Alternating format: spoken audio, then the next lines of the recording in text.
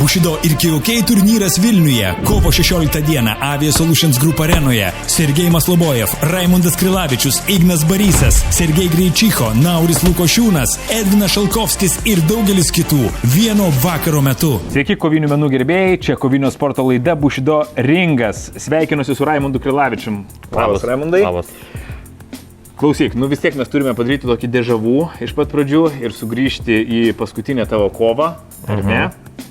Kas ten buvo? Kaip ten viskas vyko? Ne viskas vyko pagal planą, tai yra faktas.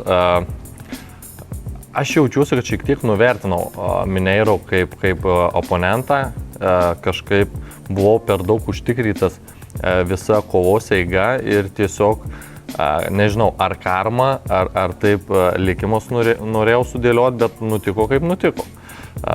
Prasileidau smūgį, kuris kovos eigą pakreipė į Mineiro pusę. Rodrigo Lietuvoje kovodavo pagal KOK taisyklės, ar ne, kickbokso taisyklės. Ir galbūt tas toksai ir buvo, ar ne, kad, koks jis yra MMA kovotojas. Tai MMA dar stipresnis, ar ne, ten yra stipresni smūgiai, mažesnės pirštinės, ar ne.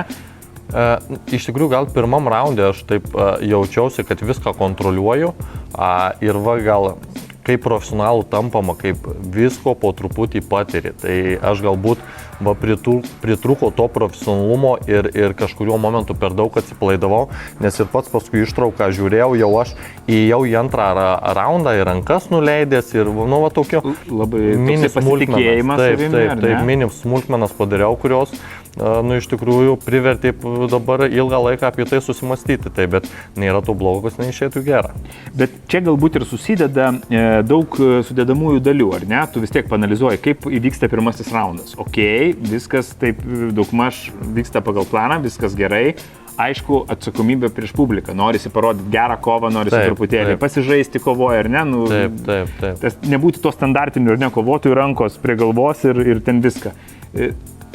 Kaip su šituo susitvarkyti? Nes vis tiek, kada yra daug sudedamųjų dalių, tu išeini į ringą, tu nori ir tą padaryti, ir ten gerai atrodyti, ir taip, ir gal sunku labai visas tas dalis suvaldyti ir sudėti vieną brandulį. Tai viskas ateina per patirtį, tai vienareikšmiškai tiesiog reikia eiti į ringą, daryti savo darbą.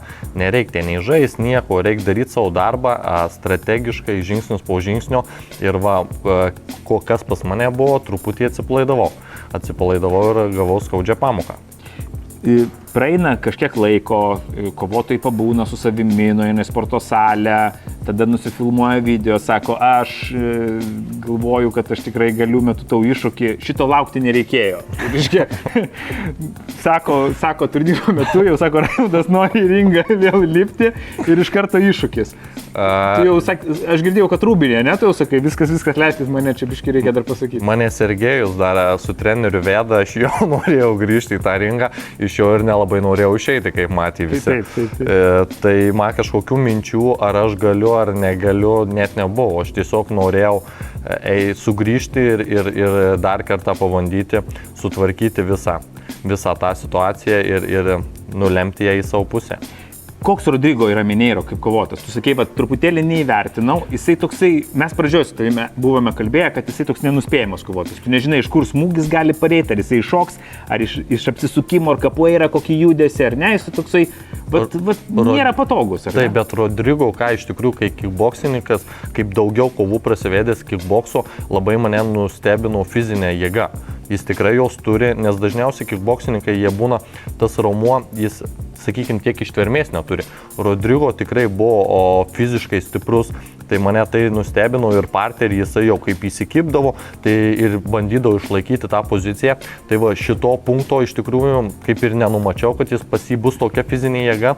Ir antras dalykas, jis gal per patirtį, bet manau, kad labiau gal atsipalaidavęs buvo kažkuriais momentais, o aš kaip ir tu minėjai, bandžiau gal įrodyti kažką ir panašiai. Ir visas tas perdegimas įvyko ir gavosi tas toks bam.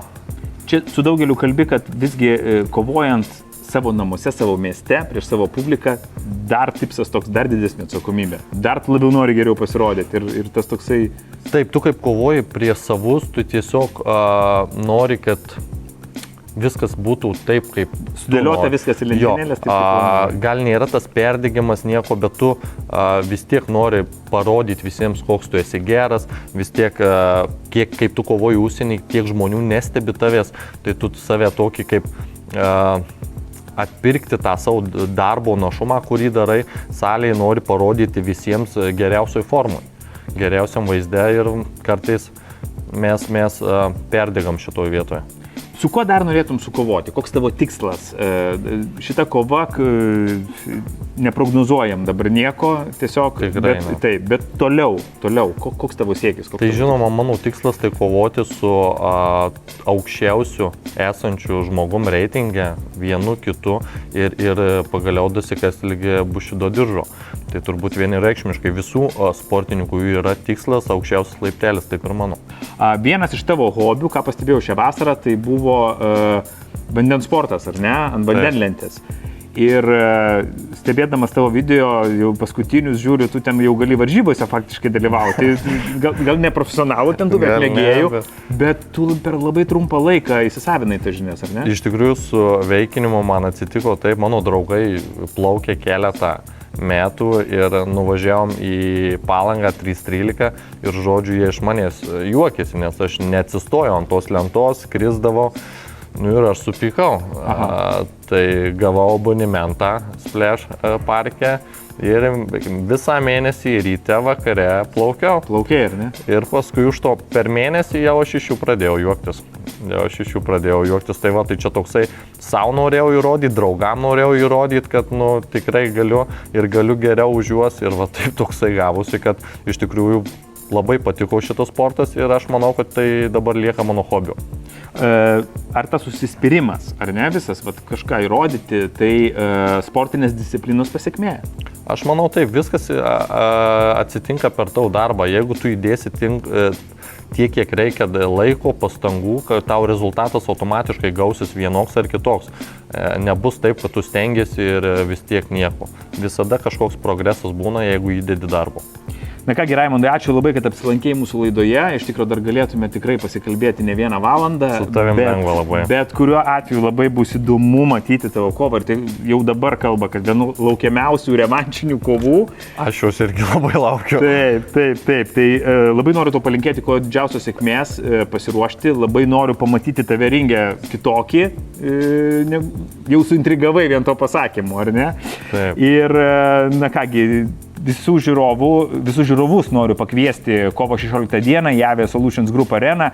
Didysis Bushido ir KOK turnyras. Ten išvysime tikrai visą kovotojų elitą. Raimundo Krilavičiaus ir Rodrigo Mineiro revanšinė kova. Raimundas Savlasevičius, Edvinas Šalkovskis, taip pat Sergejus Maslobojevas, Ignas Barysas, Sergej Greičicho ir daugelis kitų. Paskubėkite įsigyti išankstinius bilietus Bilietai LT platformoje. Taip pat visą informaciją galite rasti mūsų socialiniuose tinkluose ir interneto svetainėse kokfights.com ir bushido.lt. Mes sugrįšime po reklamos. Bushido ir KOK turnyras Vilniuje. Kovo 16 dieną Avia Solutions Group arenoje. Sergej Maslobojev, Raimundas Krilavičius, Ignas Barysas, Sergej Greičicho, Nauris Lukošiūnas, Edvinas Šalkovskis ir daugelis kitų vieno vakaro metu. Įspūdingos kovos, tikros emocijos, įtampa ir adrenalinas. Kovos menų televizijos kanale Prime Fight HD.